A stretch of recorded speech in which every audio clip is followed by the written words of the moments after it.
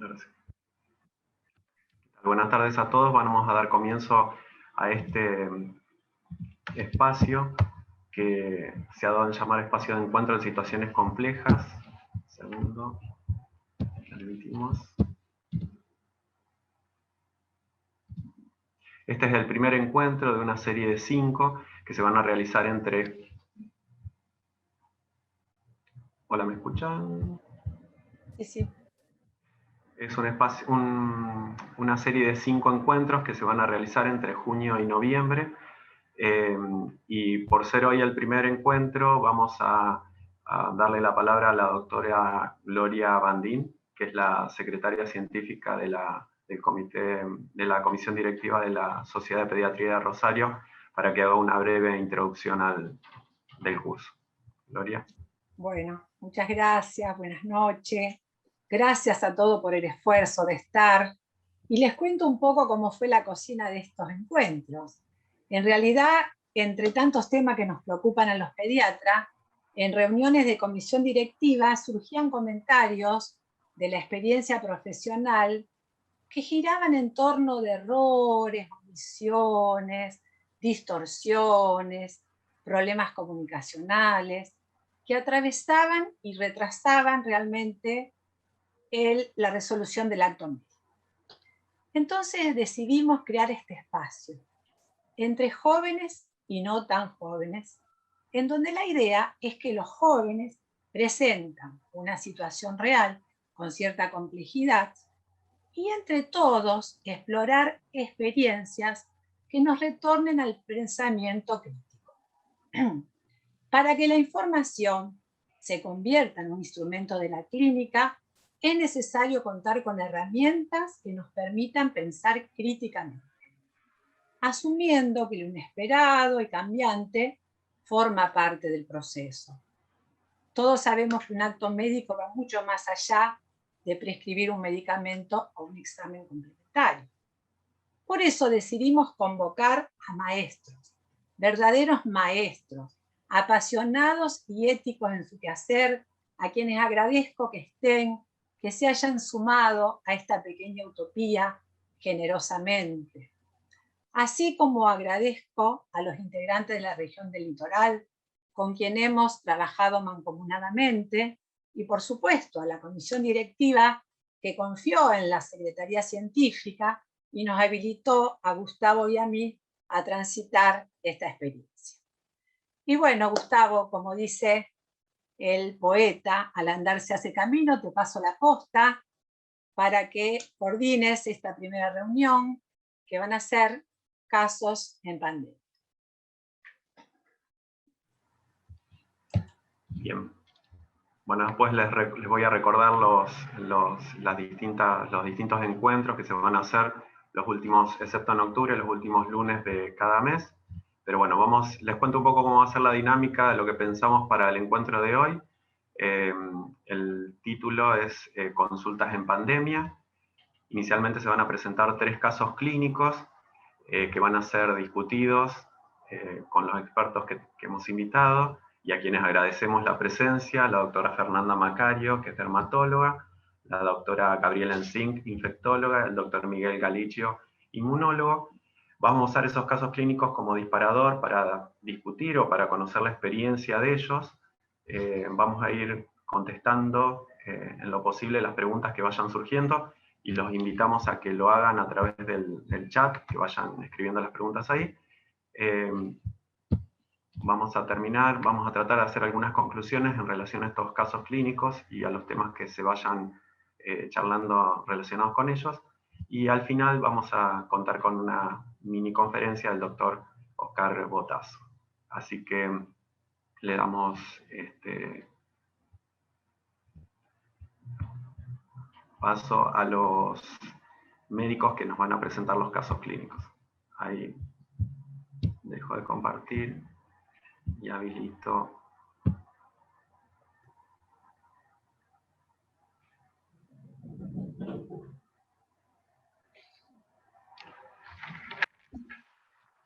Ahí está. Las doctoras que van a hacer ahí está. Bien.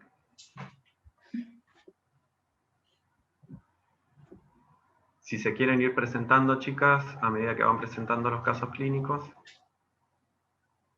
Yo ahí para que me pongo mudo, para no interferir.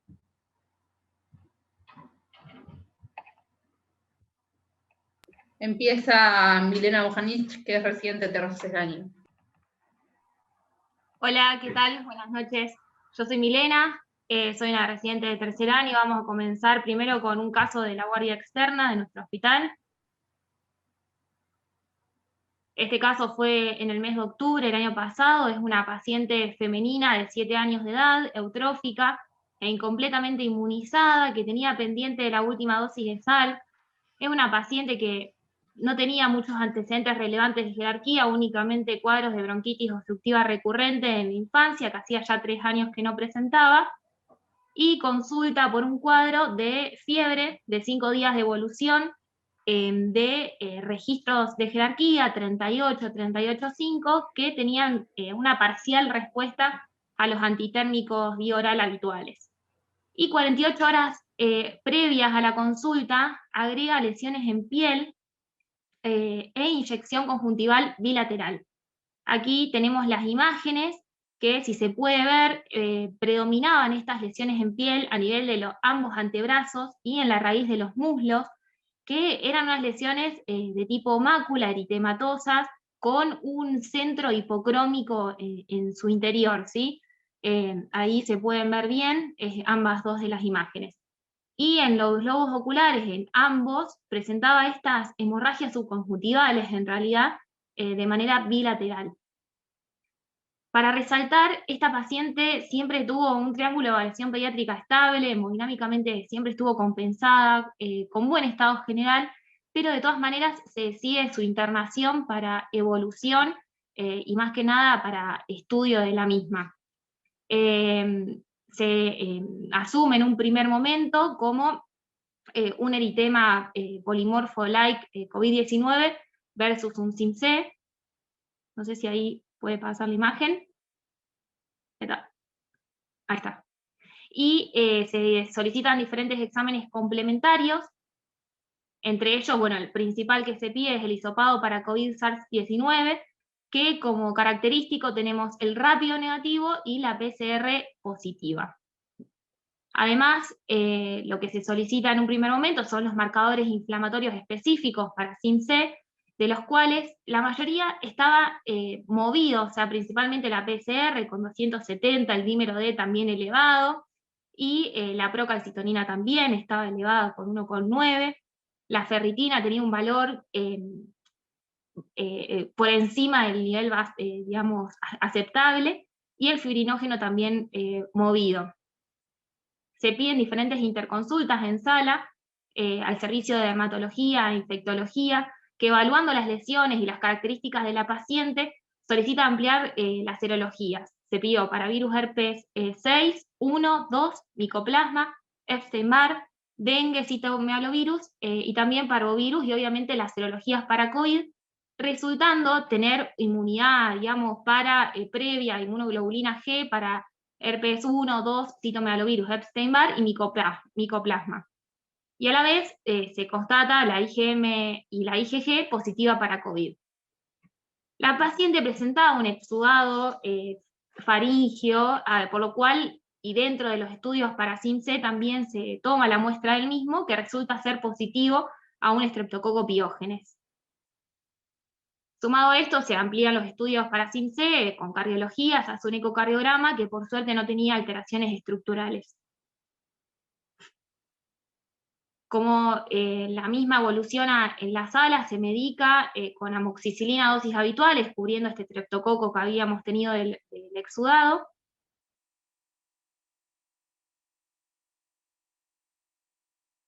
Y bueno, permanece en sala durante 4 días totales, indicándose el alta hospitalaria con aislamiento domiciliario.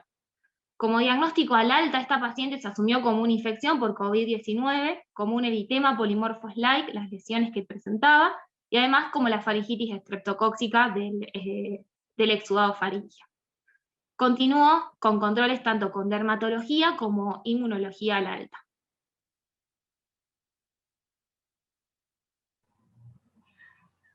Supongo, Fernanda, que la aparición del COVID implica que tenemos un nuevo gran simulador, ¿no?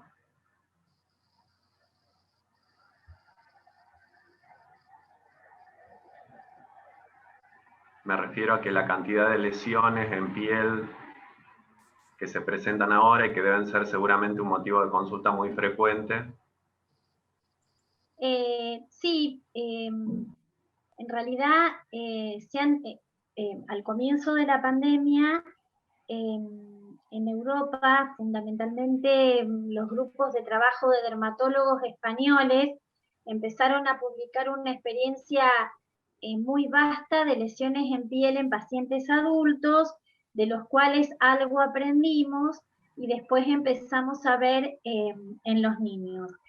De hecho, todo lo que uno describe como eritema polimorfo o eritema polimorfo light, como fue el diagnóstico final de esta paciente, son lesiones a las cuales uno le presta mucha atención, porque ustedes saben que el eritema polimorfo es multietiológico. Las causas principales que gatillan un eritema polimorfo, de las causas infecciosas, son el herpes en primer lugar, el micoplasma, que bueno, esto se desestimó porque no había antecedente, no había clínica, y por supuesto, frente a este contexto epidemiológico, uno no podía dejar de pensar que estuviera implicado el COVID. Se asumió como polimorfo light porque en realidad eran lesiones que no comprometían toda la piel, que tenían esas características en diana, que son bastantes características del eritema polimorfo, pero además con el agregado de esta inyección conjuntival que siempre es un signo de alerta para nosotros cada vez que pensamos en manifestaciones cutáneas del COVID. Esta nena evolucionó favorablemente, por lo cual no fue necesario medicar ese eritema polimorfo, como en otros casos, que independientemente de si hay o no inflamación, que de hecho al principio, en los primeros días, la nena presentó signos de inflamación, pero evolucionó favorablemente y no necesitó terapia con corticoides. No sé, Gaby, si querés agregar algo en relación a la importancia de la serología. Sí, digamos, estos exantemas pueden presentarse, como vos decías, Fer, en forma aguda, o puede ser parte de un síndrome inflamatorio multisistémico que puede verse 3 hasta 6 semanas posteriormente del cuadro agudo. Y creo que este paciente, bueno, tiene el IgM y IgG positiva, ¿no? Así que uno pensaría más en esa respuesta inflamatoria en este paciente, más el laboratorio que mostraban las chicas con aumento de los reactantes de fase aguda. Y algo interesante también para decir es cuándo aparecen los parámetros de inflamación en estos pacientes, porque uno estos parámetros en general no los solicita en un episodio agudo y podríamos decir hasta de un curso leve como esta niña. Los parámetros inflamatorios en sí aparecen después más o menos de las 2 semanas, de los 14 días, como está descrito muy bien en el adulto principalmente, cuando pasa la fase aguda viral y empieza la fase inflamatoria con toda la liberación de citoquinas después del día 14, 15, en donde empiezan a aparecer estos parámetros de inflamación. Por eso también este juego entre la serología y las PCRs, que a veces confunden un poco, pero que bueno, que es lo que nos toca un poco dilucidar ahora. En relación... Sí, perdona, Fer, lo que quería agregar también con respecto a lo que dice Miguel, que las PCR pueden persistir, se sabe, positiva incluso hasta 90 días. Sí. En general, alrededor del mes, pero bueno, no significa un virus viable, sino la detección del material genético del virus que puede haber cursado ya la enfermedad y queda resto de ese material genético. Nosotros, bueno, como les decía antes, los españoles tienen una gran experiencia en las manifestaciones, como en otras clases hemos dado cuando empezamos a hablar de manifestaciones cutáneas de COVID el año pasado en las reuniones en la sociedad. Ellos tienen una gran experiencia con las lesiones tipo sabaniones o eritemas pernios like, que nosotros hemos visto algunos, pero no la cantidad que ellos reportaron durante toda la primera ola. Y una cosa también interesante, que justamente ayer, el sábado, participé en una jornada donde habló un dermatólogo pediatra español, y no así en esta segunda ola. O sea, en esta segunda ola no están viendo la cantidad de pies COVID, COVID toes, como les llaman ellos, como el año pasado. Y específicamente las lesiones eritema polimorfo-like descritas estaban relacionadas en la mayoría de chicos más bien grandes, adolescentes, que habían tenido pies COVID y que a los 15, 20 días de la infección aguda de haberse detectado la PCR positiva, hacen también lesiones en la piel tipo eritema polimorfo, generalmente asociados a pies COVID. En relación a eso, ¿qué opinan en cuanto a la indicación de aspirina en las lesiones, las manifestaciones en piel, que a veces más en adultos, no en pediatría, pero...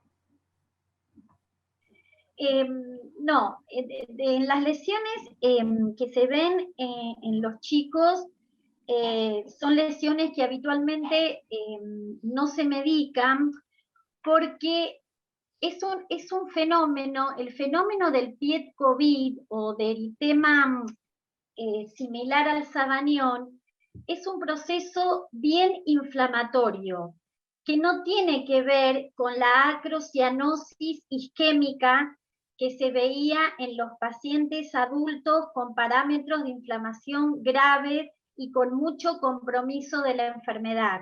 Que en esos casos sí, si uno tuviera la posibilidad de hacer una biopsia y uno encuentra trombos, o sea, que esa manifestación en piel está asociada y uno puede confirmarlo fehacientemente a un fenómeno de trombosis, tendría indicación de anticoagulación. En estos casos no, es una inflamación perivascular. Algunos hablan también de una vasculitis linfocítica, no una vasculitis leucocitoclástica, como vemos comúnmente en las vasculitis nosotros en los niños, en los Schönlein, pero sí a medida que se avanzó en los estudios y en las muestras de histopatologías de estos pacientes, han podido encontrar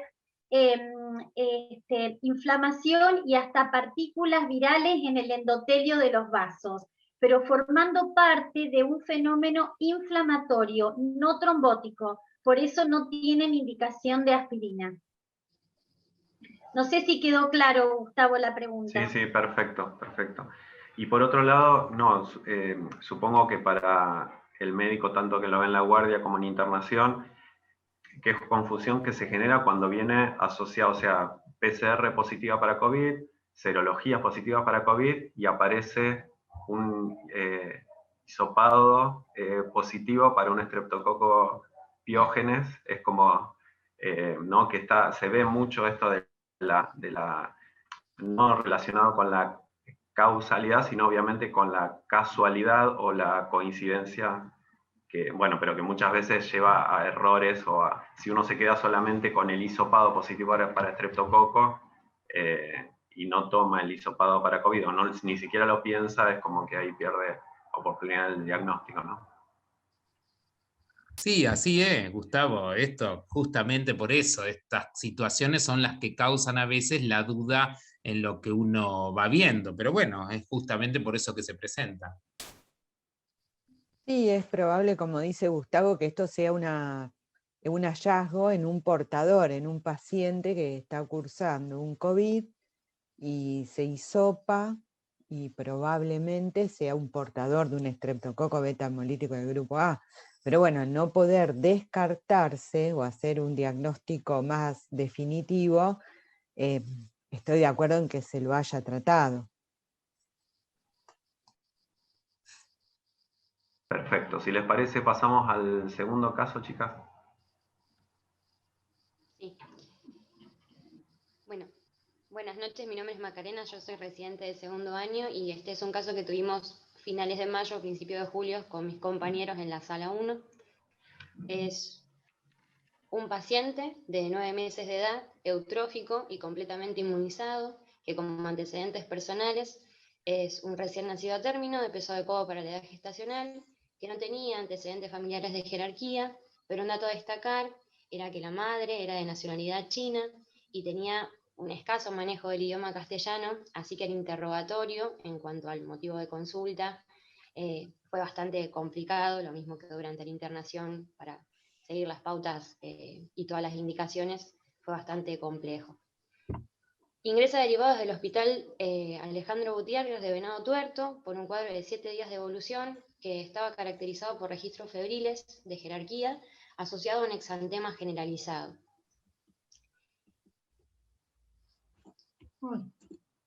Este era, me las pasó hace un rato Fernanda, que era el exantema que la madre había referido que tenía en el momento que consultó en Venado Tuerto. Sí. Además, lo que referían desde el hospital es que habían relatado que el niño había tenido un cuadro que había cursado días previos a la consulta en el hospital de Venado Tuerto con inyección conjuntival, además de ese exantema. En dicha institución se solicita un laboratorio que tenía 14.860 glóbulos blancos, 66,5,016,11 la fórmula, y como positivo tenía una PCR de 70,1, una LDH de 580 y un dímero D de 1150.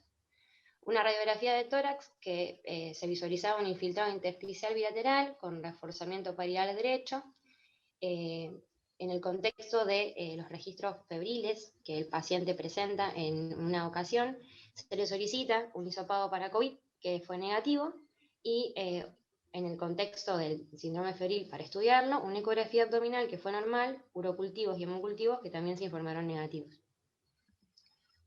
Esto es un poco más del exantema cuando ya estaba en la sala. En la sala 1.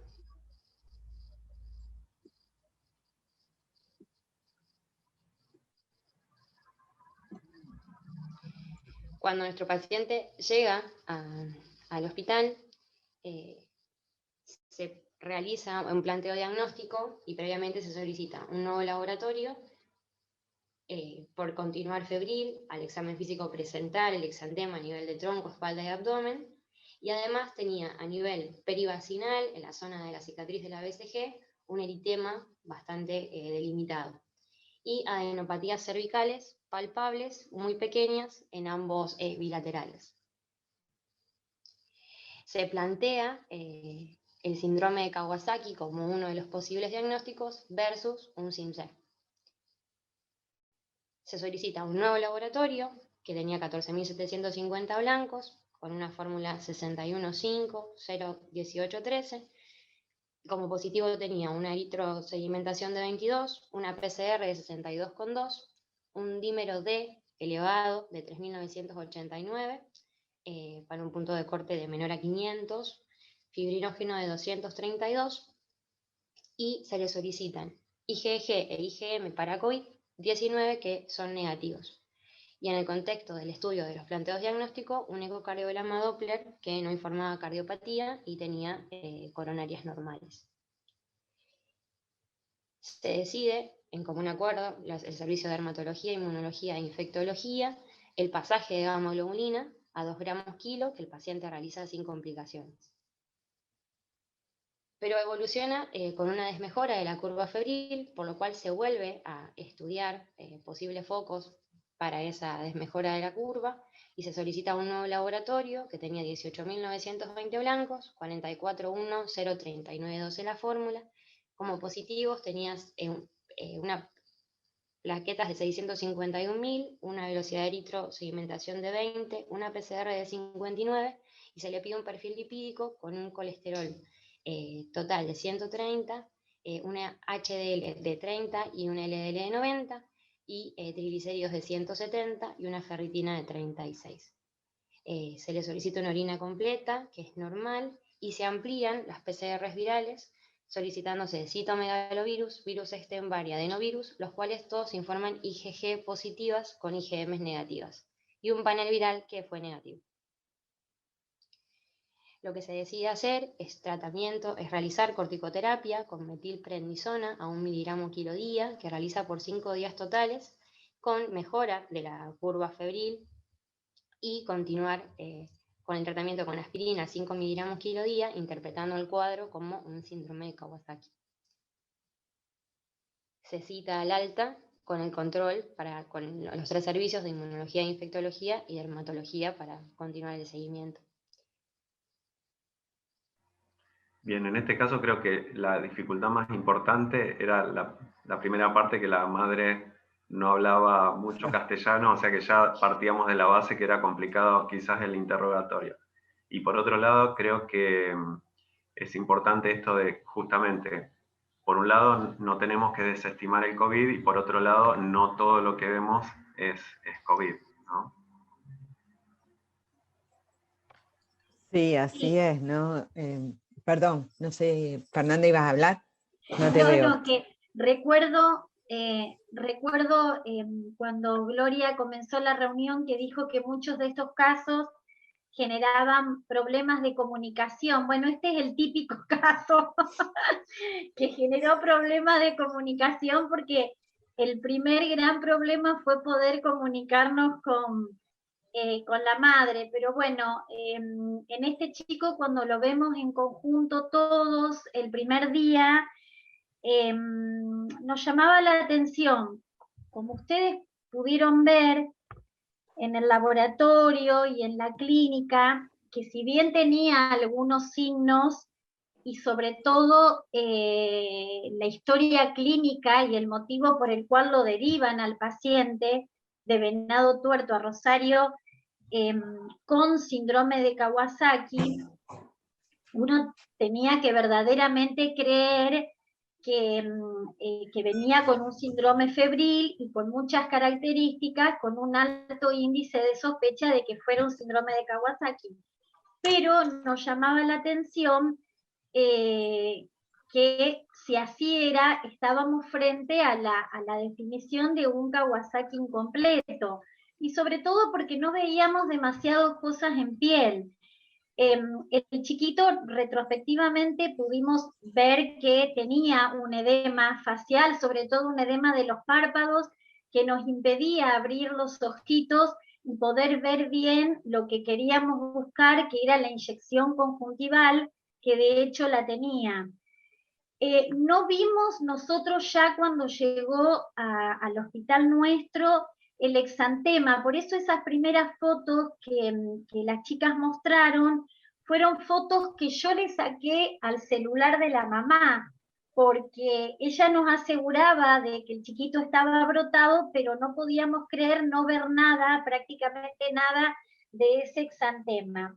Y hay algo que no sé si ustedes llegaron a prestar atención, pero que la doctora lo resaltó dentro del examen clínico, que es el eritema alrededor del sitio de la BCG.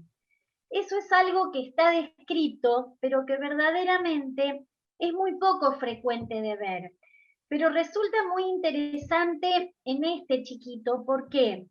Primero, porque el signo el eritema peri-BCG, se ve en el 50% de los casos en los menores de 1 año, no se ve en los chicos más grandes. Y está descrito fundamentalmente todos los trabajos que describen eritema peri-BCG como un signo importante y temprano de Kawasaki está dentro de la población asiática. O sea que este chiquito, con más razón, teníamos que prestar atención a este signo y tomarlo como un dato muy importante también para hacer el diagnóstico. En estos trabajos,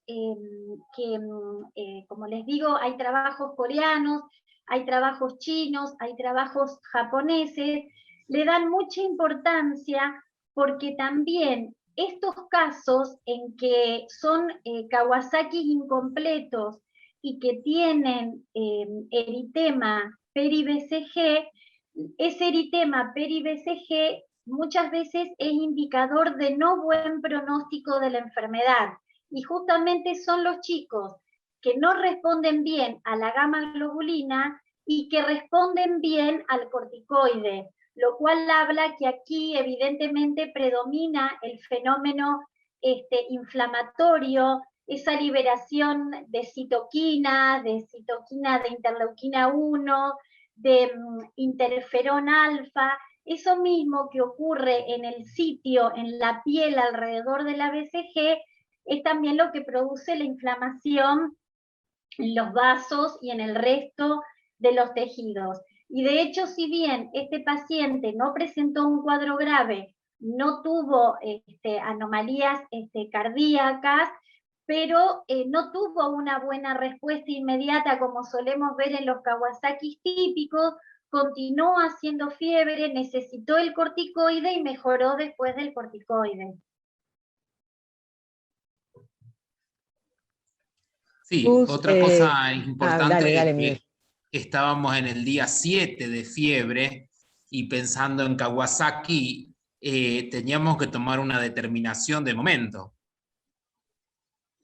Yo lo que quería agregar es que, bueno, es muy importante, sobre todo en los niños y niños pequeños, el dato epidemiológico de los familiares o del cuidador, si hay alguno de los adultos que esté cursando un cuadro de COVID, porque los niños a esta edad, que no salen por sus medios a la calle, digamos, ni a estudiar ni a trabajar, en general son contagiados por sus padres.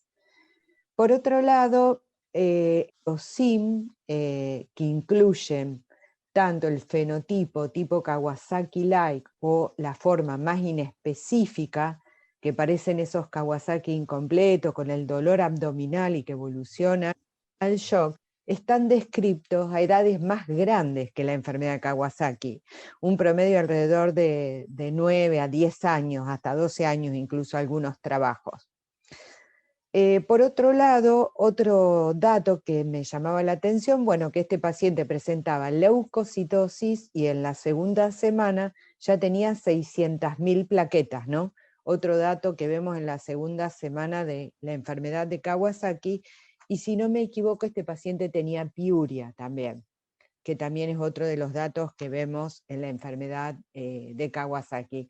Un poco, digo, ¿no? Si bien estamos en la pandemia y casi todo es COVID en sus diferentes manifestaciones, este paciente más pequeño, sin datos epidemiológicos en la familia positivos para el COVID, como también tener el alerta de la enfermedad de Kawasaki, que no sea un fenotipo del SIM. Y respecto a la indicación de antibiótico, Gaby, ¿algún comentario? Bueno, hay trabajos que ya hablan del sobreuso que se está haciendo, sobre todo en los pacientes internados, de antibióticos, y lo mismo ocurre en adultos. Con lo cual, el sobreuso de esos antibióticos, y sobre todo en pacientes graves, en ARM, en terapia intensiva, está ejerciendo una gran presión antibiótica y la emergencia de cepas multiresistentes. En general, en el caso de este niño de Kawasaki o en las formas leves, no está indicado el tratamiento antibiótico. Como así tendría más peso el uso empírico de los antibióticos en las formas graves del COVID, porque son diagnósticos diferenciales de la sepsia estáfilo o estreptococo, por lo cual uno puede medicar esos pacientes hasta tenerlos hemocultivos. sea, estaría justificado en las formas graves, en las formas que se internan y sobre todo que se presentan con shock. ¿Y qué plan antibiótico te parece que sería el más adecuado? El esquema más adecuado sería cubriendo principalmente estafilococos y estreptococos. Los estafilococos de la comunidad en general en nuestra ciudad son alrededor del 80% según diferentes trabajos, por lo cual tenemos que utilizar vancomicina para cubrir el Staphylo aureus METI-R y METI-S. En un paciente chocado que proviene de la comunidad, en general nosotros utilizamos banco más un acéfalo de tercera, como para tener una cobertura de gram positivos y gram negativos cercana al 90-95% con ese tratamiento empírico inicial. Perfecto. Muchas gracias. Vamos a pasar al tercer caso clínico, chicas.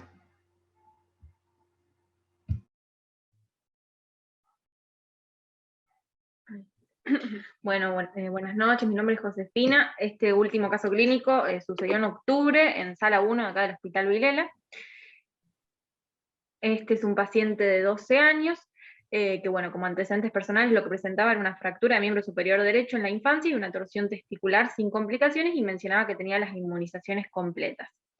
Este niño concurre refiriendo un cuadro de 48 horas de evolución de fiebre constatada y un dolor abdominal de tipo continuo en mi abdomen inferior. El niño negaba antecedentes para COVID-19 y también tampoco negaba lo que es antecedentes familiares de la familia de COVID-19. A su ingreso lo asumen como un abdomen agudo este niño y le solicitan un laboratorio que la verdad que lo que rescatábamos como positivo era que presentaba una leucocitosis con una linfopenia y un aumento sí marcado de los reactantes de fase aguda con una prolongación de los tiempos. A su vez también destacaba una bilirrubina alterada a expensas de la fracción indirecta con una bili total de 2,7 y una indirecta de 1,7. A este niño también lo que se le realizó es una radiografía de abdomen, que lo que presentaba era niveles hidrarios en flanco y fosa ilíaca derecha, una orina completa que no era patológica y una radiografía de tórax que era normal.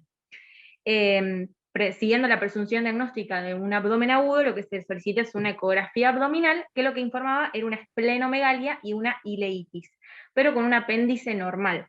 Se interconsulta al respecto con servicio de cirugía general, que lo que decide hacer es una tomografía con contraste, que mencionaba también esta esplenomegalia homogénea, con una dilatación y un engrosamiento parietal de bilión terminal, pero con un apéndice normal, todos hallazgos compatibles con ileitis. Se adopta entonces una conducta quirúrgica expectante y al día siguiente, por persistir el niño con esta misma clínica, se repite una ecografía que lo que se informa es un proceso apendicular. Entonces ya con esta última ecografía lo que se decide hacer es una apendicectomía biolaparoscópica, asumiéndolo como una apendicitis aguda congestiva. Cursando entonces el niño el primer día del postoperatorio, a la evaluación lo que se lo constata es decaído, oligúrico, con una hiperdinamia, con una taquicardia en contexto afebril, y la verdad que impresionaba con ritmo de galope y un paciente con tendencia a la hipotensión. En ese contexto lo que hacemos es solicitarle un ecocardiograma, que lo que informaba era una hiperdinamia leve generalizada y una taquicardia sinusal con una fracción de eyección del 72%. Con esta ecografía y con la clínica del paciente lo que se realiza son 2 expansiones de suero fisiológico a este niño y no se ve mejoría en los parámetros clínicos, por lo que se decide ya presentar al paciente a la unidad de cuidados intensivos pediátricos. Cabe resaltar que este niño tenía del ingreso un hisopado de COVID-19 que recibimos el resultado como negativo. Lo que se solicita una vez que pasa UCIP a este niño se lo asume como una sepsis con foco enteral y se le toman hemocultivos que finalmente surgen con valor negativo y se inicia antibiótico-terapia así con vancomicina y piperacilina tazobactam. Y ante sospecha también de este síndrome multisistémico post-COVID, lo que se solicitan son serologías para COVID-19, un nuevo hisopado y el laboratorio específico. De las serologías para COVID lo que sabemos es que la IgM y la IgG son ambas positivas, y el nuevo hisopado vuelve a dar negativo como el del ingreso. Y con respecto al laboratorio específico que se pide en este contexto, los valores más alterados, como para mencionarles, si eran la PCR de 212, el dímero D de 2411, el péptido natriurético de 7434, Todo esto marcando una evaluación, o sea, una elevación de todos los marcadores proinflamatorios, entonces apoyando la teoría diagnóstica del síndrome de respuesta inflamatoria multisistémica post-COVID-19. Bueno, en sí el cuadro lo que pretendíamos graficar era cómo en el momento en el que el paciente desmejora su clínica, y es que decidimos presentarlo a la terapia intensiva, es donde se ve más marcada la linfopenia, y también aumento mucho de los marcadores proinflamatorios, o sea, condice en ese momento con el aumento de estos marcadores y con la marcada linfopenia. Bueno, el paciente en sí estuvo durante 5 días cursando internación en unidad de cuidados intensivos, donde requirió durante 48 horas inotrópicos y asistencia respiratoria mecánica. En acuerdo con lo que es el servicio de inmunología, asumiendo entonces este cuadro como síndrome de respuesta inflamatoria multisistémica, lo que se le indicó sí es gamma globulina 2 gramos kilos, y dexametasona también realizó 8 miligramos cada 8 horas durante 2 días. Al paciente se le repite un ecocardiograma durante su internación en cuidados intensivos, que lo que se ve es que tenía una desmejorada fracción de eyección de un valor del 52% para una previa del 72%, con una disfunción leve y el resto sin alteraciones.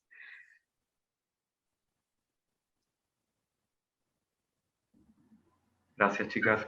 Bueno, creo que hoy en día, a raíz de estos casos que se van presentando, uno lo primero que piensa en un paciente que ingresa con un dolor abdominal o que sospecha que tiene un proceso apendicular o un abdomen agudo, es justamente episodios de este tipo, ¿no? Si bien no es la única manifestación de los SIM. Sí, está bien descrito el abdomen agudo como manifestación de síndrome inflamatorio multisistémico. Y bien, y hay muchísima descripción de pacientes apendicectomizados y que no terminó siendo una apendicitis realmente, sino como este paciente que fue una apendicitis congestiva, en donde lo que realmente estaba escondiendo detrás era el disparo de un síndrome inflamatorio multisistémico, post-COVID, en donde muchas veces nos ha pasado que no le encontramos el antecedente de COVID familiar ni de COVID del paciente, en donde los hisopados y las PCR y lo que le hagamos son negativas, pero obtenemos una serología positiva en donde nos asegura que el paciente en algún momento cursó la infección aguda, y como describe la literatura, en la mayoría de nuestros pacientes que han tenido síndrome inflamatorio multisistémico, esta internación se ha producido aproximadamente entre 3 a 4 semanas a lo que uno supone posterior al cuadro agudo de COVID. Excepto, hemos tenido pacientes, que hoy justamente lo charlábamos con Gabriel y con María Fernanda, los únicos pacientes que hemos tenido cursando un cuadro agudo y que conjuntamente con el cuadro agudo hemos tenido parámetros de activación de síndrome inflamatorio multisistémico, son en pacientes con algún tratamiento inmunosupresor, y más que nada los pacientes oncológicos. Hemos tenido chicos con leucemias en pleno tratamiento de quimioterapia que han cursado un COVID agudo y que concomitantemente con el episodio agudo han positivizado parámetros de síndrome de inflamación multisistémica. Si no, en pacientes no inmunocomprometidos, en general se ha respetado el tiempo de 3 a 4 semanas, más o menos post-infección aguda, en donde se dispara. El tratamiento con gamma-globulina 2 gramos kilo es lo que se impone y están en todos los protocolos de todo el mundo, y está muy bien para los que no lo tienen el protocolo que sacó Sociedad Argentina de Pediatría la semana pasada de síndrome inflamatorio multisistémico, en donde utiliza la gamma-globulina a 2 gramos kilo con un máximo de dosis de 100 gramos, o sea que como máximo 100 gramos de gamma globulina pasada en 24 o 48 horas de acuerdo a la gravedad del paciente, y acompañado, si no mejora, de la corticoterapia. La corticoterapia en un primer momento podía ser o dexametasona como en la forma aguda o metilprednisona, pero los últimos protocolos ponen como tratamiento en el SIM post-COVID la metilprednisolona, según la gravedad del paciente, a 1 a 3 miligramos kilo día por 3 a 5 días, y si hay un paciente grave, pulsos de metilprednisolona a 30 miligramos kilo día por 3 días consecutivos. O sea que, como ven en la presentación de estos 3 casos clínicos, es un poco lo que quisimos mostrar, es lo que habitualmente vemos, pero con la confusión y lo que estamos aprendiendo en el día a día con estos pacientes. Lo que nos pasó con los oncológicos, de tener síndromes inflamatorios multisistémicos concomitantemente con el cursado agudo, nos descolocó un poco en su momento también en las conductas a tomar. En relación a una consulta, y esto a raíz de un caso que se ha presentado, un paciente que se presenta con un SIM-C grave, que tiene la necesidad de pasar a terapia, y que nos encontrábamos con que no había disponibilidad de gamma globulina. Algunas guías hablan de la utilización del corticoide como primera medida en el caso de no disponerlo, ¿no? Pero Gustavo, yo creo que ahí usamos lo que tenemos a mano. Estamos acostumbrados a estas situaciones, o sea que si no contás con la gamma globulina, le pulsea el corticoide desde ya. Nadie lo va a dudar a eso, chicos. Eso es lo que uno dispone. Muchas veces nos pasa que no tenemos la cantidad total de gamma globulina, la conseguís al día siguiente y le pasás un poco el primer día y continuás. Digamos que el salvataje lo podemos hacer tranquilamente y podemos tener el mismo resultado. Lo que tiene de bueno la experiencia mundial es que con el tratamiento con gamma globulina y los que necesitan corticoide, los chicos mejoran, han tenido una buena respuesta y una baja mortalidad en pediatría por síndrome inflamatorio multisistémico post-COVID. Yo solamente quería agregar que me parece como que se pudieron mostrar los diferentes fenotipos que pueden aparecer en el SIM, pero este segundo, como un síndrome inflamatorio inespecífico, con más marcado el dolor abdominal, náuseas, vómitos y esa evolución al shock que está descripta con los reactantes inflamatorios elevados. Y cómo, bueno, se fue aprendiendo esto, ¿no? Con el correr de los meses, de este dolor abdominal, y como decías vos, Miguel, recién, cuántos pacientes han ido a una cirugía de apéndice sin tenerla, ¿no? Pero bueno, por suerte, con muy buena respuesta a la gamma globulina y al corticoide. Y es interesante la edad de este último paciente, ¿no? 12 años, que es lo que decimos los PIMS en niños más grandes. Aprovecho nada más para agradecer y felicitar a las chicas en cuanto a todas las presentaciones y la coordinación de Gustavo y Evangelina. Hay una cosa interesante que los pacientes, ¿qué pasa con aquellos que no responden a la gamma y al corticoide o que no terminan de mejorar? Se puede hacer una segunda infusión de gamma globulina a 2 gramos kilo, y hay una tabla, que es la que se usa ahora internacionalmente, que está en las normas que sacó la SAP, que es una tabla que es un índice de Kobayashi, que marca la escala es una escala de puntaje para ver la refractariedad al tratamiento o a la respuesta con gamma globulina endovenosa, que serían los casos en donde después de determinado puntaje uno se plantearía la utilización en estos pacientes de biológicos como un anti-interleuquina 6, tocilizumab, que también está descrito en la literatura. Hago una consulta y ya te desafectamos, Gaby. La situación compleja de los pediatras que hacen consultorios cuando se encuentran con un paciente que cursó COVID y que los padres en general preguntan si hay que hacerle algún estudio, algún seguimiento. ¿Cuál es tu opinión? Bueno, se está trabajando sobre ese tema, incluso mañana hay una reunión para ponerse de acuerdo las diferentes sociedades en el seguimiento del post-COVID pediátrico. Lo que sí es, digamos, estamos todos de acuerdo en que el paciente que tiene una enfermedad leve no requiere seguimientos, mientras que el paciente que se internó y más aún en terapia intensiva, ese paciente sí va a requerir seguimiento, sobre todo cardiológico, neumonológico y el seguimiento clínico pediátrico. Nos vamos a poner de acuerdo en cuanto a la frecuencia de esos seguimientos, pero bueno, intervienen varios comités de la SAB, incluso el de deporte también, para aquellos chicos que hacen un deporte a nivel profesional. Así que eso va a estar en poco tiempo, pero digamos, los COVID leves no requerirían controles, mientras aquellos moderados, graves o críticos que llegaron a la internación y sobre todo terapia intensiva van a requerir de controles cardiológicos, neumonológicos y clínicos. Bueno, me parece que los casos han servido de disparador y que pudieron hacer una muy buena revisión. La idea justamente era no hacer una disertación, sino hacer una especie de ping-pong y que ustedes pudieran expresar desde su experiencia todo aquello que nos pueda ayudar en estas justamente situaciones complejas. Así que les agradezco la participación, Fernanda, Gabriela, Miguel, a las chicas que estaban ahí de guardia y que se tomaron un tiempo para presentar los casos clínicos. Así que desde ya muchas gracias. Le doy la palabra a Gloria si hace la presentación de lo que sigue.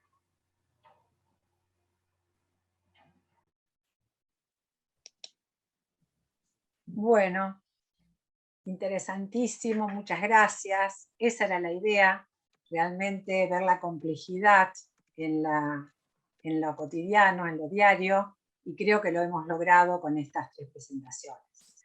Bueno, ahora paso a presentar, tengo el honor de presentar a un querido amigo que es el profesor Oscar Botazo, que hace apenas 45 años nos conocemos y hemos transitado en esos pasillos de nuestra querida facultad, compartiendo anécdotas y muchas vicisitudes. Y él, como humildemente dice, con pico y pala, ha llegado a ser, lo he anotado porque es un listado de cosas, y ha logrado ser doctor en medicina, investigador superior del Consejo de Investigaciones y del CONICET, es director del Instituto de Inmunología de la Facultad de Ciencias Médicas, promotor y director del Instituto de Inmunología Clínica Experimental de Rosario, nombrado recientemente miembro de la Academia Nacional de Medicina y, por supuesto, ciudadano ilustre de nuestra ciudad. Bien. Ha hecho cientos de trabajos, conferencias, director de tesinas, pero lo que más rescato de su persona es que nos ha transmitido ánimo e impulso para investigar a muchísimos jóvenes de una universidad pública. Él nos va a ilustrar con un tema que es información, conocimientos y saberes productivos en la praxis médica. Muchas gracias, Oscar. Gracias, Gloria, y acabo ahí de felicitar a las colegas y los colegas. Un gusto estar con ustedes. No es el lugar que uno frecuenta habitualmente. Yo soy más del área de clínica médica, de adultos. Quería decirles que también es muy interesante los casos y en este momento quizá dentro de poco se pueda medir, porque en la parte de COVID, por lo menos en el adulto, el polimorfo nuclear hace mucho, porque hace una gran reacción de netosis, que es las trampas extracelulares de los neutrófilos. Incluso si uno pone un polimorfo de una persona normal con suero de un paciente COVID, el neutrófilo hace una fenomenal reacción netótica y eso libera mucho ADN, y el ADN es muy gatillador de fenómenos inflamatorios innatos y que probablemente tengan que estar metidos en él, amén de que el endotelio tiene receptor el AC2 para que el virus pueda ingresar y hacer todo un fenómeno, una endotelitis con todo lo que está implicado. Pero esto solo que venía a cuento y me acordaba de algunas cosas que yo trabajé más de 10 años en el Carrasco, y en el Carrasco había muchos pacientes de lepra. y los pacientes de lepra lepromatosa cuando hacen la reacción hacen eritema nudoso, eritema polimorfo, y si se pudre todo, fenómeno de Lucio, que es una vasculitis necrotizante, o sea, hay verdadera necrosis, y nosotros le dábamos talidomida. Le dábamos talidomida 100 miligramos por día, y al cabo de 3-4 días la cosa se retrotraía, y a veces nos metíamos con el corticoide, no tanto, porque era un paciente lepromatoso, y los pacientes lepromatosos ya de por sí tienen una inmunosupresión, pero con la talidomida nos animábamos, que era una droga misteriosa, que bueno, no viene al caso contar ahora todos los efectos que tiene la talidomida, pero sí uno de ellos es antiinflamatorio, entre otras cosas inhibe la producción de TNF.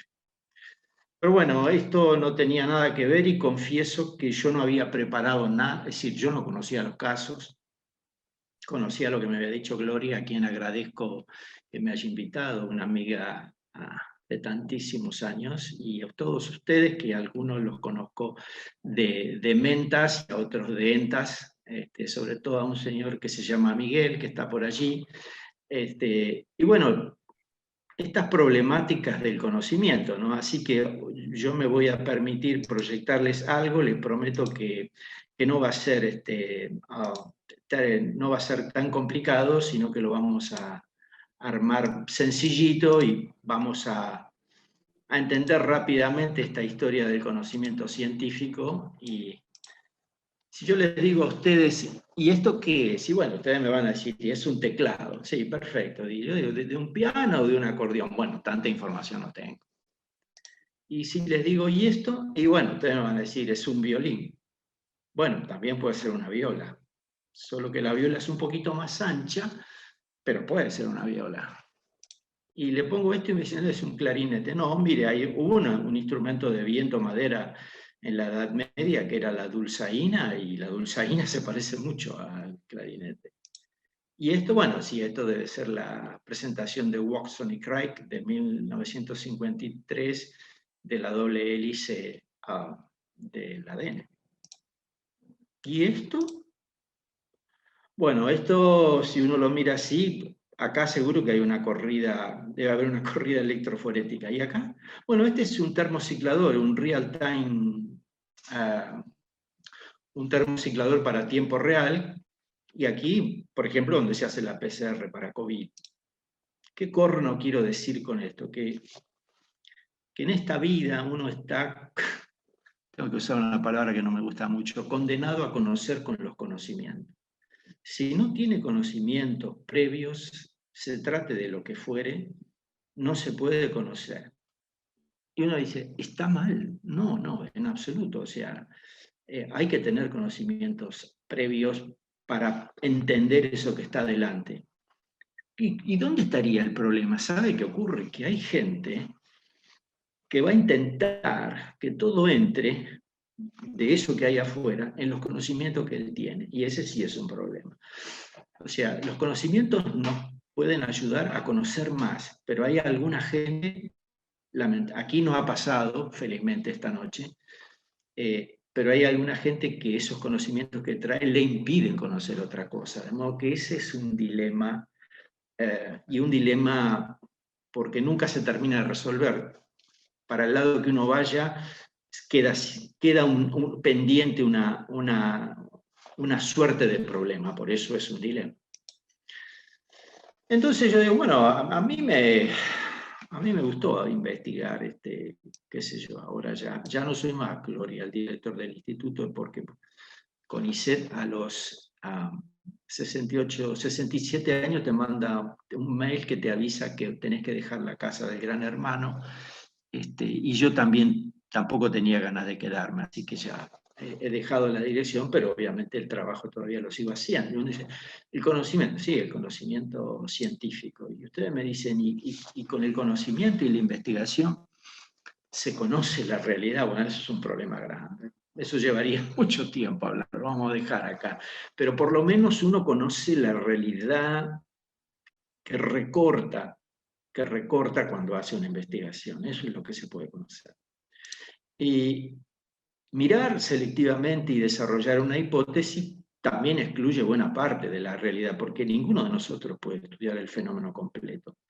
porque se recorta el objeto de estudio. ¿Y por qué se recorta? Porque yo lo recorto del lado que lo puedo pensar. O sea, yo pienso al fenómeno enfermedad en esta noche del lado de los conocimientos de mi enfermedad. Y aunque si tuviéramos varias disciplinas que nos confluyen a explicarlo de distintas vetas, vamos a estar siempre mirándolo entre nosotros, desde una beta que tiene mucho que ver con células y otras historias, porque esa es nuestra formación, lo cual no significa nada degradante ni nada pecaminoso, sino hay que mirar desde el lugar que uno puede, pero ser consciente siempre de eso. Y esa realidad recortada se restringe a lo que está medido, porque lo que no se midió no se sabe. Y yo veía esta noche que pedían esta cosa y la otra, y es exactamente así. Uno tiene que medir porque tiene una sospecha, y en todo caso después me lo preguntan. Yo no querría hacerla larga porque no es una clase de epistemología. Podría serlo, tiene visos de, pero vamos a dejarlo allí. Y bueno, y a menos que uno mida ese universo todo el tiempo y de todas las maneras, hay un elemento de ficción en nuestro análisis. Lo hay, porque yo he recortado el estudio en la investigación, he recortado los pacientes, el objeto, lo que mido, y es así, ¿no? Bueno, y siempre hay que volver sobre la carga, siempre ser consciente de eso. ¿Y son útiles tales ficciones? Y yo les diría que sí. Por supuesto que sí.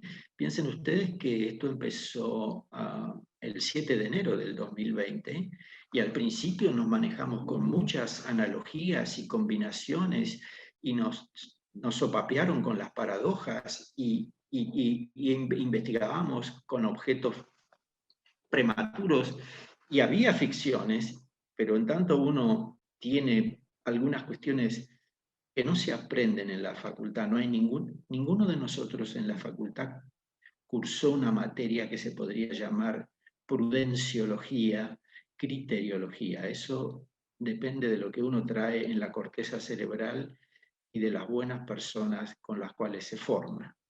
Pero si hay aprendizaje de criterio, hay destreza, hay conocimiento y hay prudencia, digamos que tenemos un camino por lo menos tortuoso.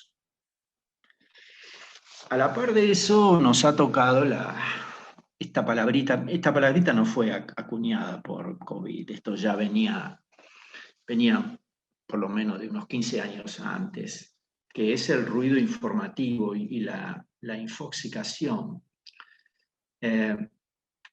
Información no es conocimiento. Yo leo, yo me informo, y me puedo informar de una enorme cantidad de cosas, pero conocimiento es otra instancia epistemológica que ahora no la vamos a tratar, pero esa información tiene que ser procesada por quien lee en función de lo que tiene dentro de la cabeza, se reinterpreta, eso genera un nuevo conocimiento, de modo que ahora en esta época donde todo se lee en la pantalla, mucho más que en los textos, yo podría arriesgarme a decir que lo más importante de un ordenador es quién está sentado adelante. Y en base a eso discriminar lo relevante de lo superfluo o de lo baladí, poder tener una visión global balanceada, con lo cual significa que en algún momento tengo que tomar distancia. No aceptar conceptos preelaborados y predigeridos. Todos nosotros sabemos que en medicina o en cualquier otra disciplina existen unos señores que en inglés se llaman Key Opinion Leaders y que bueno, que tampoco son ángeles. Y que recolectar, cortar, pegar no necesariamente es igual a aprender. Que hay que preservar la capacidad crítica. Sí, sobre todo en estas cuestiones del conocimiento, cuando uno lee el trabajo, el paper, hacerse esa pregunta, ¿esto realmente es buen aprendizaje? ¿Esta gente que hizo el estudio es riguroso, es honesto? ¿Estamos aprendiendo bien? Lo cual llevaría a hacer otra clase de lo que es la lectura crítica de un paper que en este momento no nos vamos a ocupar. Y con el avance del conocimiento, la misma ciencia puede generar un no saber que epistemológicamente se llama Science-Based Ignorance.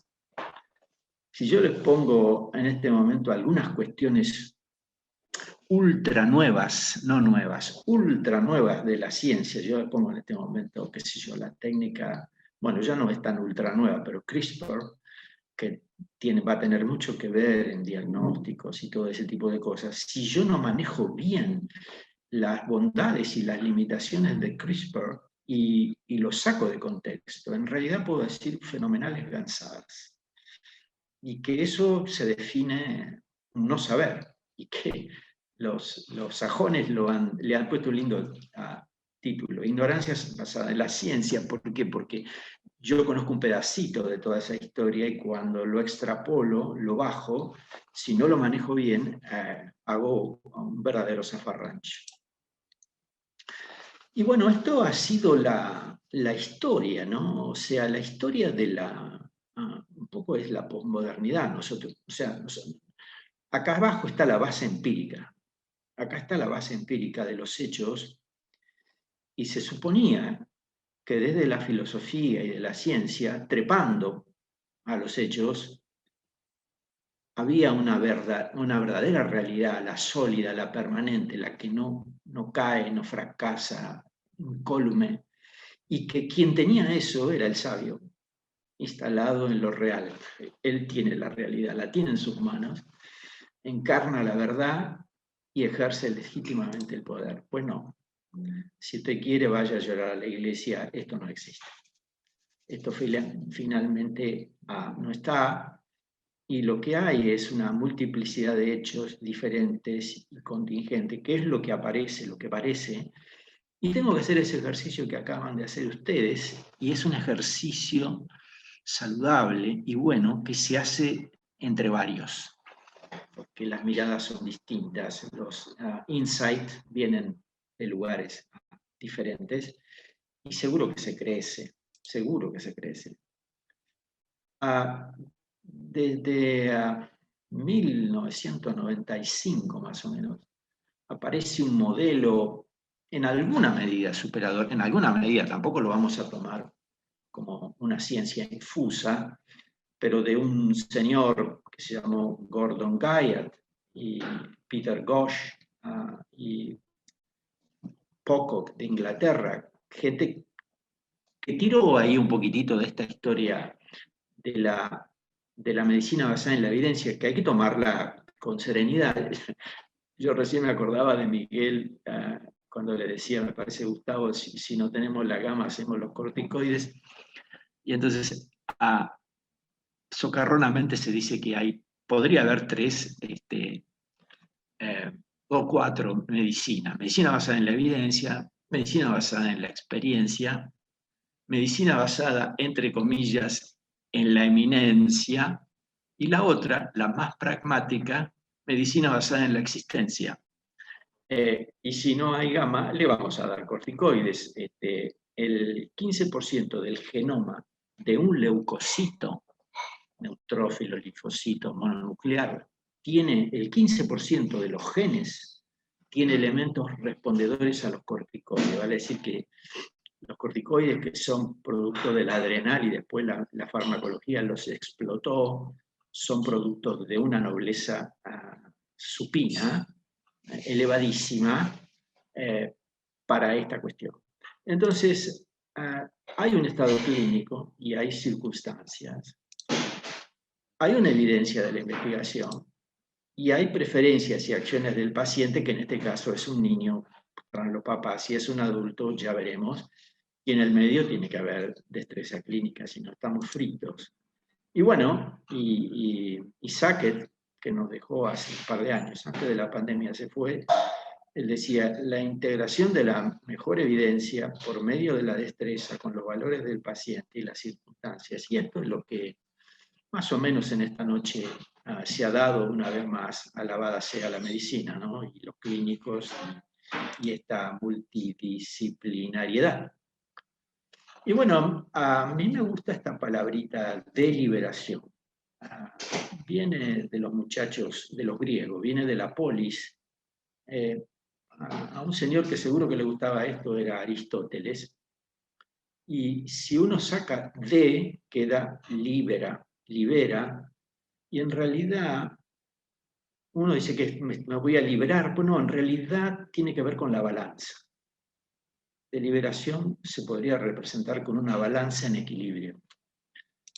Entonces, deliberación hace la necesidad de incluir todos los diferentes enfoques y perspectivas para enriquecer la discusión y la comprensión de cosas y hechos.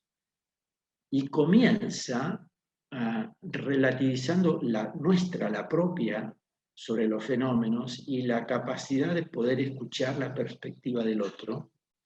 Y después discutimos racionalmente los puntos de vista y modificando progresivamente la propia visión que uno tiene gracias a un proceso que yo creo que si el hombre se puede rescatar en algunas cosas es porque es un bicho que cuando se lo propone puede deliberar. Y el proceso de liberación funciona bien cuando los puntos de partida de todos los que entramos a este rodeo son diferentes de los que vamos alcanzando durante el diálogo y defendidos al final del proceso. La deliberación no es un comportamiento natural, es una cuestión moral, hay que imponérsela, o sea, es un crecimiento. Si hay deliberación es porque no hay nadie que tiene la palabra absoluta, la palabra circula y los argumentos van y vienen. Y la relación médico-paciente debería, ojalá, que sí sea un proceso de deliberación común. Lo mismo si uno tuviera una manera buena de aprender deliberación es trabajar en comisiones o cuerpos colegiados, comités de ética, donde ahí hay que deliberar sí o sí, y es un gran aprendizaje. Y bueno, y ojalá estemos al comienzo de un gran cambio, desde una mentalidad dilemática y decisionista a otra que sea más problemática y deliberacionista. A eso uno pretende que lleguemos. Y bueno, y entonces esto finalmente caemos acá, ¿no? En estas facetas de la medicina en la cual nos atraviesa a todos nosotros. Este lunes a la noche frío, un día horrible y que anuncia mañana ser peor. ¿Qué es?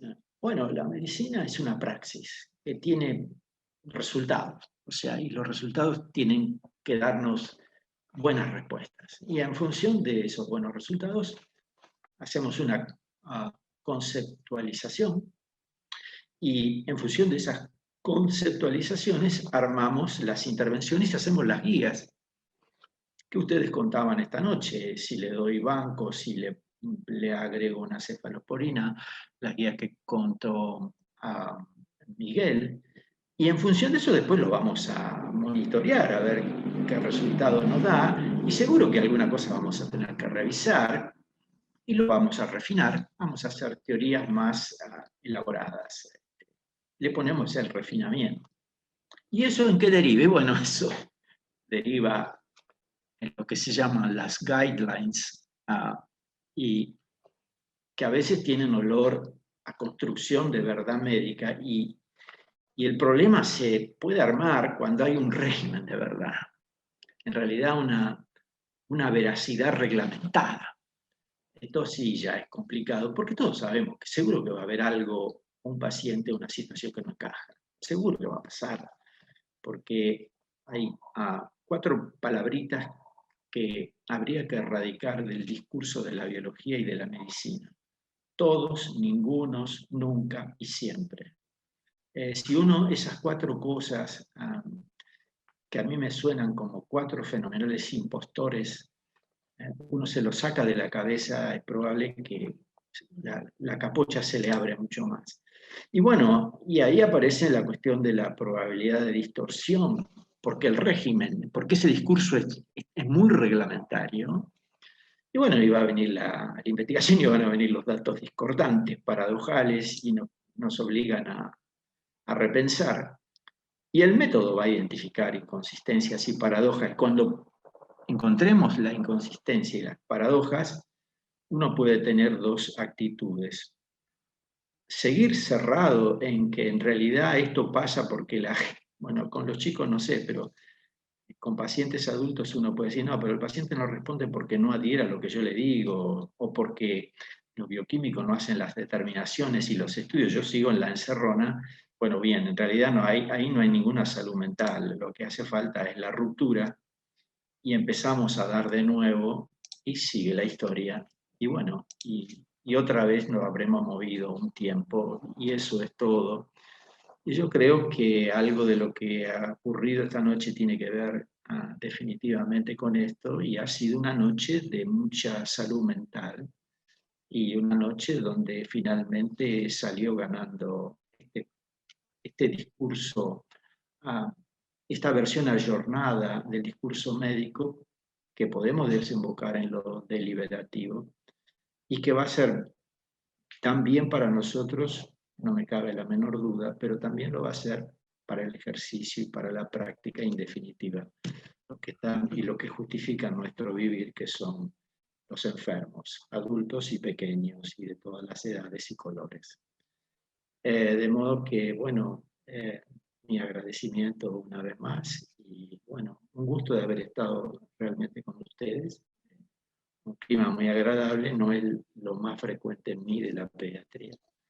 Pero bueno, cosas interesantes, y uno siempre aprende y se enriquece. Así que bueno, si hay alguna pregunta y yo la pudiera contestar con todo gusto. La verdad que te agradecemos, Oscar, porque todo lo que nos contaste, lo que nos comentaste, se aplica perfectamente a la idea de este encuentro, justamente. Así que muy acertados tus comentarios. Yo quisiera... Sí. Perdón. No, sí, por favor, María Fernanda. Sí, doctor. No, quisiera justamente resaltar que una de las cosas más lindas de lo vivido desde que comenzó esta pandemia, bueno, es que este espacio, la virtualidad, que a todos ya nos tiene un poquito agotados, cansados, pero bueno, este fue un encuentro más que enriquecedor.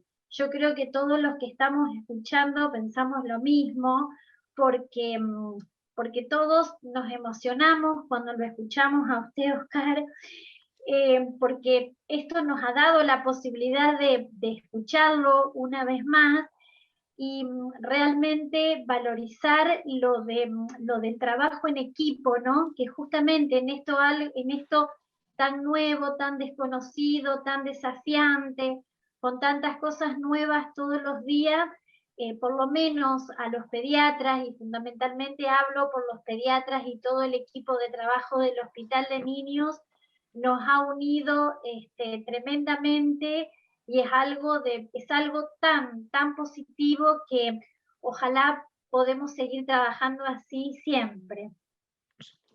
Sí, seguro. Uno aprende, se aprende entre todos. Yo era una persona muy joven. Yo creo que la omnipotencia del médico es inversamente proporcional a los años de recibido y a los pacientes que se mueren, no obstante que uno los atiende. Pero hay gente refractaria, y una vez entré al laboratorio y me dijeron que preparara PBS, buffer de boratos. Y entonces yo le dije, ¿buffer de qué? De borato. Dice, la ley no se acuerda de la tabla de Mendeleev y de los valores de Avogadro. Y yo la había cursado en química biológica en segundo año. La tabla me la acordaba más o menos, pero de Avogadro y los moles y los nanomoles no me lo acordaba tan bien. Y entonces uno dice, ¿cuánto que hay que aprender? Y bueno, y de ahí no paró más. Así que uno aprende siempre.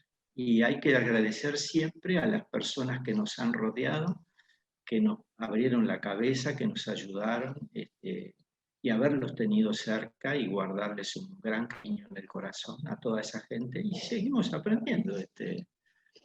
Y bueno, ¿qué nos puede consolar? Que nosotros nos damos cuenta que seguimos que necesitamos aprender todos los días. Hay alguna gente que a eso no le ha caído y hay que rogar para que la cabeza se les abra porque van a estar mejor. Y bueno, tratar de traerlos a este rodeo del aprendizaje permanente. Es lo que podemos desearles y bueno, esta es una muy buena experiencia. Y ojalá un día nos podamos ver más cercanamente, pero bueno, ahora nos tocó esto. Si no hubiésemos tenido estas computadoras, ni siquiera hubiésemos tenido esta virtualidad, nos habríamos estado mandando papelitos, a saber qué cosa hacía. ¿Te imaginas, Miguel, hasta que venga un papelito con el otro? Las preguntas y las respuestas, pero bueno, es lo que hay. En fin, bueno, yo puedo escuchar algo, si no puedo entender también que siendo las 21:25 de un día largo en el cual habéis tenido consultorio, cosa que yo no, puedan querer regular la glicemia que debe estar por el piso y después el saludable acto de dormir. Gloria, estás muy callada, Gloria no está, es lo tuyo. está contenida. Es verdad, no es lo común en mí. Bueno, me han dejado, la verdad, que muy satisfecha esta reunión. Es un poco los objetivos que nos habíamos propuesto, abrir un poco la mente de todos, participar todos. Es un grupo de amigos, es un grupo que nos hace crecer y espero que este fueguito que hemos encendido con esta idea se quede para siempre. La Sociedad de Pediatría se los ofrece. Y bueno, esperemos continuar. Gracias, gracias a todos los participantes. Y aparte de la glicemia, también creo que hay pendiente un partido de fútbol, ¿no? Para los muchachos. Así que también ¿Ahora es el partido? ¿Ahora están jugando? No sé, yo había escuchado, así que gracias No por sé. eso también. Yo de fútbol no sé absolutamente nada. Todo eso es un área desconocida en mi vida. Así que de todo lo que a mí me falta aprender. En fin, bueno, ¿qué va a ser? Un aplauso virtual para todos. Un aplauso Gracias. para todos. Gracias por haberse conectado, gracias por compartir las experiencias y la sabiduría. Y bueno, los invitamos para los próximos encuentros, que ahí se los dejo ya para despedirlos. Así que los esperamos. Que tengan buenas noches. Muy buenas noches. Buenas noches. Buen Buenas descanso. noches, muchas gracias. Chao, chao, chao. Buen descanso. Quedaron 21. Muchas gracias, doctor Botazo, por su participación. Chao, gente. Buenas noches. Hermoso todo, Gloria. Felicitaciones, Gloria.